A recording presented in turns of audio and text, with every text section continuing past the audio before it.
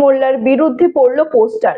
পোস্টারে লেখা ক্যানিং ও জীবনতলা থেকে লোক এনে ভাঙড়ে সন্ত্রাস করে খুন, সেই খুনের দায়ে আরাবুল জেলে। তাহলে শওকত মোল্লা বাইরে কেন? প্রশাসন জবাব দাও। তবে এই প্রসঙ্গে শওকতের গলায় রাগ নয়, শোনা গেল অন্য সুর। কি বলছেন তিনি, শুনুন। দক্ষিণ 24 পরগনা জেলার ভাঙড় বিধানসভার পোলেরহাট থানার শ্যামনগর এলাকায় ক্যানিং পূর্বের বিধায়ক শওকত মোল্লার নামে পড়ল একাধিক পোস্টার। আর এই পোস্টার ঘিরে তৈরি হয়েছে রাজনৈতিক উত্তেজনা। পোস্টারে লেখা রয়েছে ক্যানিং ও জীবনতলা থেকে লোক এনে ভাঙড়ে সন্ত্রাস করে খুন করলো, সেই খুনের দায়ে আরাবুল জেলে। তাহলে শওকত মোল্লা বাইরে কেন? প্রশাসন জবাব দাও।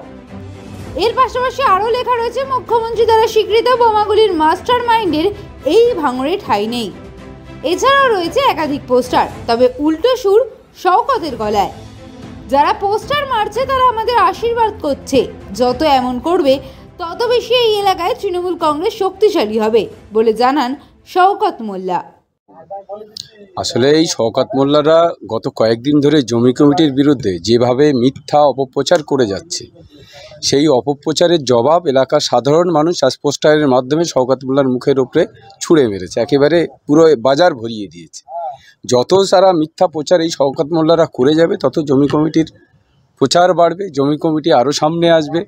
সারা যাদবপুর জুড়ে একটা অঞ্চল, একেবারে মিনিমাম একটা পার্সেন্ট সেখানে ভোট, সেটা নিয়ে যদি শওকত মোল্লাদের এত মাথা ব্যথা হয়, তাহলে জমি কমিটি কতটা প্রভাবশালী এবং কতটা ক্ষমতা ধরে রাখতে পারে সেটা শওকত মোল্লারা জানে, আজকে সেটা বুঝেও গেছে। সেই পোস্টারে লেখা রয়েছে পঞ্চায়েত ভোটের সময় ক্যানিং পূর্ব বা এলাকা থেকে আগ্নেয়াস্ত্র সহ লোকজন নিয়ে আসা হয়েছিল এবং 7 জন খুন হয়েছিল। সেই ঘটনায় আরাবুল ইসলাম গ্রেপ্তার হলেও শওকত মোল্লাকে গ্রেপ্তার করা হচ্ছে না। প্রশাসন তুমি জবাব দাও। না, এটা তো স্বাভাবিক। আজকেও আপনি দেখবেন শ্যামনগরে যে মিটিংটা করলেন উনি, সেখানে প্রচুর পরিমাণে বাইরে থেকে লোক নিয়ে এসছে। ওখানে হয়তো দেখা যাচ্ছে 100 কিংবা 150 লোক ছিল লোকাল, সবটাই বাইরে থেকে লোক এনে এলাকায় একটা অশান্তর পরিবেশ তৈরি করতে চাইছে, যেটা ভাঙড় জুড়ে বিগত দিনে হয়েছে, আজকেও সেই পরিবেশ তৈরি হচ্ছে। আর সেই ইলেকশনের সময় যা যা ঘটেছে সব তো প্রত্যেকটা মানুষ, এলাকার মানুষ জানে যে তারা এই এলাকায় যেই ভাঙড় জুড়ে একেবারে নজিরবিহীনভাবে আগে কোনো দিন হয়নি, এত সন্ত্রাসের মুখ মানুষ দেখেনি, এত প্রাণহানি হয়নি, যেটা এবারে করে দিয়েছে। সেটা তো বাস্তব রূপটা মানুষ আজকে সাধারণ মানুষ পোস্টারের মাধ্যমে তুলে ধরেছে।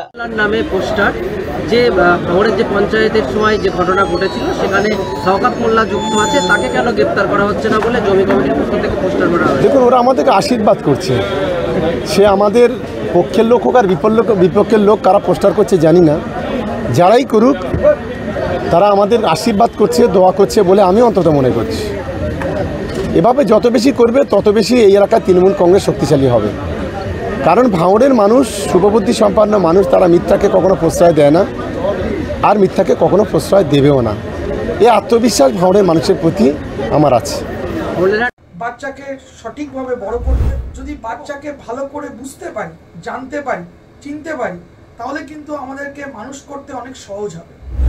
আমরা একটা উপায় আমাদের কাছে আছে, DMIT, demographics multiple intelligence test. আমরা আজকে একটা অদ্ভুত জিনিস নিয়ে কথা বলবো, যে জিনিসটা আমরা সবাই চাই বাচ্চাকে সঠিকভাবে বড় করতে, এবং বাবা মা হিসেবে বাচ্চা যাতে বাবা মার চেয়েও আরও ভালো শাইন করে, আরও ভালো যেন কাজ করে, সেটা সব বাবা মাই চায়। এর জন্য আমরা যদি বাচ্চাকে ভালো করে বুঝতে পারি, জানতে পারি, চিনতে পারি, তাহলে কিন্তু আমাদেরকে মানুষ করতে অনেক সহজ হবে।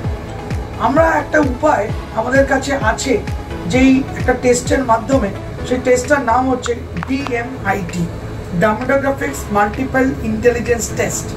এই টেস্টের মাধ্যমে আমরা বাচ্চার ইনবর্ন ট্যালেন্ট, ইনবর্ন স্ট্রেংথস, বাচ্চার এরিয়াস অফ ডেভেলপমেন্ট, বাচ্চার কোন দিকে ন্যাক আছে, বাচ্চা কীরমভাবে পড়াশোনা করতে চায়, কীরমভাবে লোকের সঙ্গে মিশতে চায়, এই সব জিনিসগুলো আমরা বাচ্চার সম্বন্ধে জানতে পারবো সঠিকভাবে।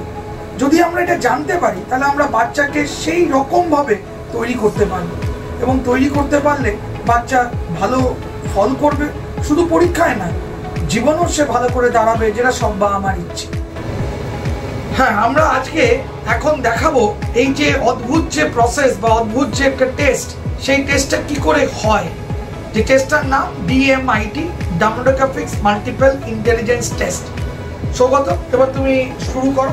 আমরা একটা ফিঙ্গারপ্রিন্ট মেশিন নিয়ে এই কাজটা করা হয় এবং এই ফিঙ্গারপ্রিন্ট মেশিনে কিন্তু শুধু ডিএমআইটির জন্যই কাজগুলো করা যায়।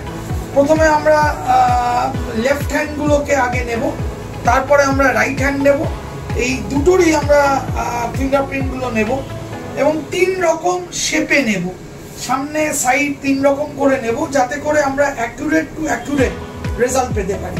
অনেকেই একবার নিয়ে রেজাল্ট বের করে, কিন্তু সবচেয়ে বেশি অ্যাকুরেট চাইতে হলে একটা ফিঙ্গারকে 3 রকম অ্যাঙ্গেলে নিয়ে আমরা এই কাজটা করি।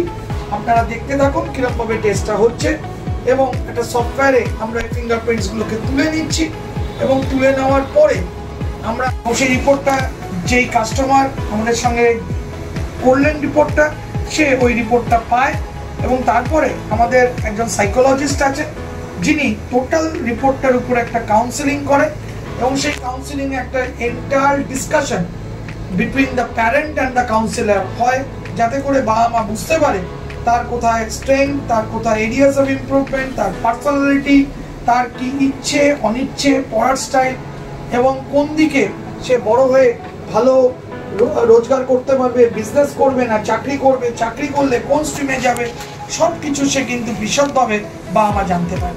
এর সম্বন্ধে বিশদ জানতে যোগাযোগ করুন ই-মেরিট সলিউশনস এবং আমাদের ফোন নাম্বার এবং ইমেল আইডি, হোয়াটসঅ্যাপ নাম্বার সব স্ক্রিনে ডেমনস্ট্রেট হচ্ছে বা ডিসপ্লে হচ্ছে।